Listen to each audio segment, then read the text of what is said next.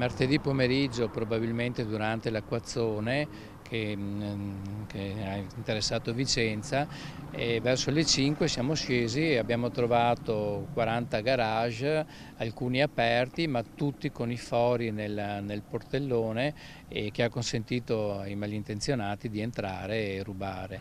Questo ha interessato 40 garage nel nostro condominio, il Borgo, e altri 15 nel garage nel condominio a fianco. Il racconto di uno dei residenti di via Bedeschi alle prese con la conta dei danni al garage. Hanno praticato dei fori alle serrande dei box per far leva sulle serrature e poterli aprire. Il tutto è successo nell'arco di un'ora.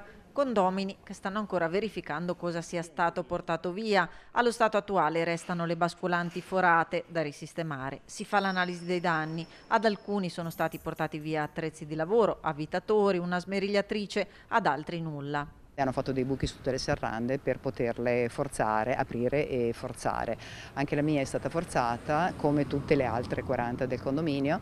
Ad un primo sguardo non mi sembra che abbiano portato via nulla, ma devo approfondire.